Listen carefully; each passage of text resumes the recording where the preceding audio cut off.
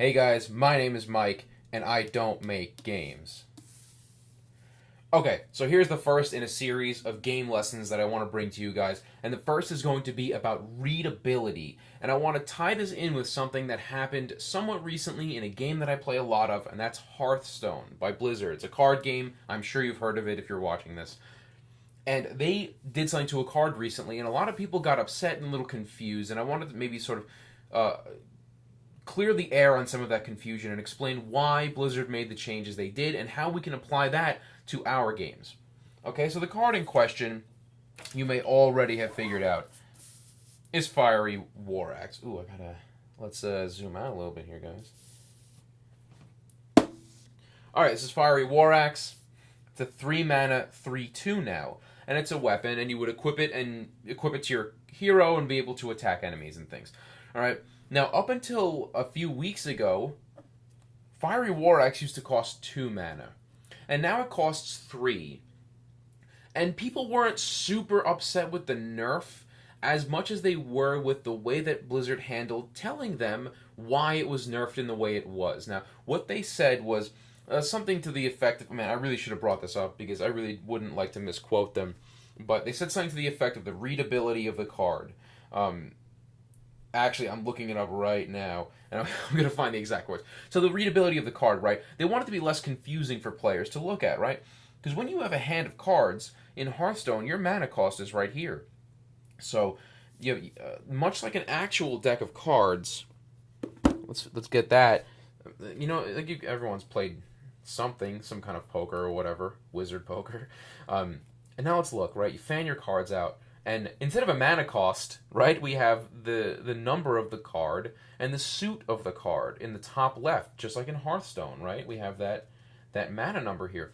So when you're sitting there in a game of cards and you fan your cards and you're looking, you don't have to okay, this does this and this does this. You automatically, upon gazing at your cards, know the kind of hand that you have. You don't have to spend any extra effort really parsing through that. Now, this is where I think a lot of people got a little confused at exactly what their wording was. Right now, what we're saying is you're not going to lose your mind because this number is different, right? People were like, oh, they think we're stupid. They think we're going to get confused because this number is changed, and that's not the case at all, right? What actually is happening is that you have two senses sort of in your brain, right? What the 50s and 60s philosopher and Zen Buddhist Alan Watts would call your floodlight sense and your headlight sense, right? Your floodlight sense is, imagine you're driving and you're talking to your friend in the car and you're maybe fiddling with the radio. You're able to drive entirely without having to really sit there and really concentrate. You're not just like, oh my God, I'm gripping the wheel. You're actually able to just drive normally and do other things because your floodlight sense is sort of taking over those broad stroke things that you have to do, right? Oh, this light is red. Your brain knows that red means stop, so you stop. Oh, there's a stop sign in front of me. I stop. Things like that. You don't have to use real brain power making those decisions. The real brain power is saved for when somebody cuts you off and you have to stop on the brakes, or if you're looking for an establishment, oh, is it here? Oh, it's on this corner. Oh, your brain is reserved for those sorts of things, or, the conscious part of your brain is. But there's a back part of your brain, like I was saying, the floodlight sense, that is processing all of this. And much like this, right, your brain is processing this. You're not saying, okay, I have a queen of diamonds, I have a 2 of hearts, I have a 9 of clubs. You're not saying that. Your brain is already doing that for you, and it's actually really important. And this is actually one way in which Magic the Gathering kind of falls a little short, right? We can take a look at a hand of Magic cards. And I'm not, knocking Magic. They have their own style. Also, they've been around long enough that people know exactly kind of how they want to play. If you fan your cards out like that, you don't really have as much information, right? The mana costs are hidden unless you sort of pull them out.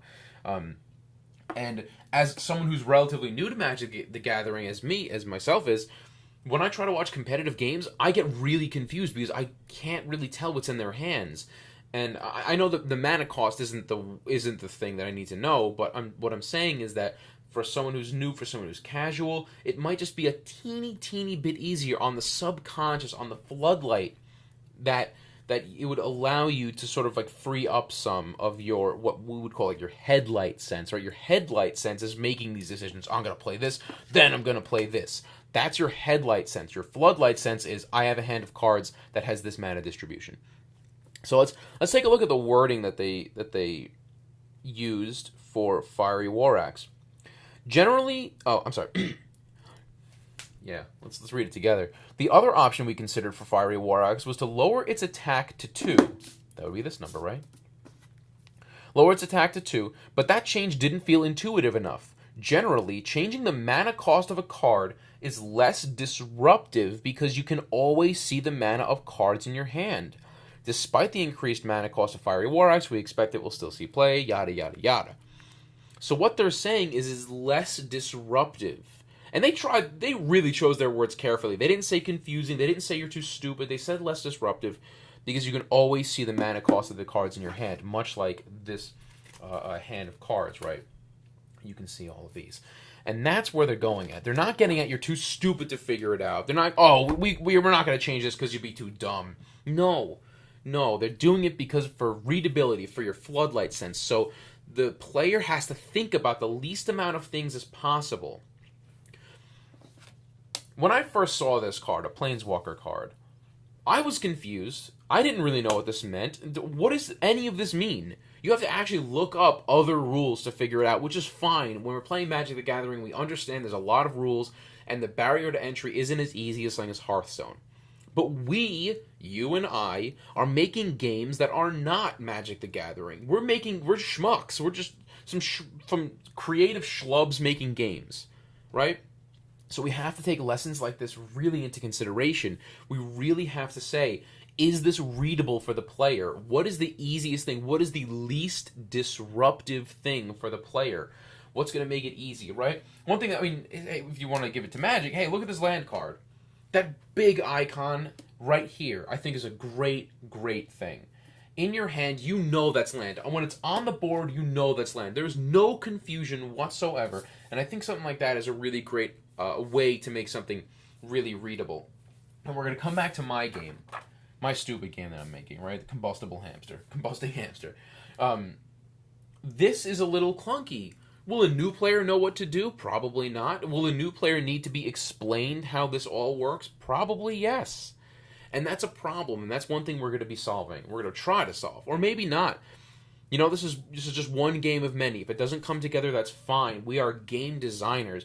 Game designers does not mean that you have one idea and you think that's a really good idea and you want to do that. No. If you're a true game designer, every time you sit down on the goddamn toilet, you have a new idea for a game.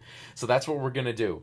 So in the event that this game gets canceled and there's nothing we can do about fixing this idea, forget about that. It's okay to be canceled because we're going to think of something else. We're not going to be in a fog.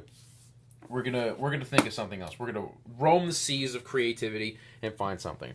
All right. So I wanted to sort of bring that to your guys' attention. I wanted to talk about that floodlight sense, that headlight sense, that readability for everybody, not just new players. It's for everybody, right? Because your brain is taking in information. Your brain is taking in all of this information and it's parsing through it, and you don't even know. You're not even aware of it, but the less that you have to consciously think, to consciously look at, the better and tighter a game would be, because you can be freed up to make those really important decisions. And again, this is the kind of thing that you're not going to notice on a day-to-day basis. You would actually have to maybe think about some of the psychology of what they make. And this is the last point I'm going to make, is that one thing that I want to do here is, right, we're game designers. You and I are game designers. We want to design games. We're interested in it. Even if you never designed a game, that's okay. You're interested in it. And what we want to do is, instead of jumping down developers' throats, instead of getting angry at people for making changes or saying we're stupid, we want to ask why, but not in like a dick way. We want to know why. What were the decisions that led to this? Remember that Blizzard is a really big company with a lot of people that know a lot about making games. They probably made the right decision. Do they always make the right decision? Diablo 3 Auction House? No, they don't. But with things like this, you can err on the side of, hey, they tried a few other things and this is the best. All right? So remember readability for our games. It's going to be super, super important. And there's a chance that we might not be able to fix this. And if we can't, it's it's going to get canceled. Then it'll get canceled again. Then maybe we'll bring it back, and then we'll poke at it a little bit, but it'll get canceled. Don't get canceled. Like and subscribe.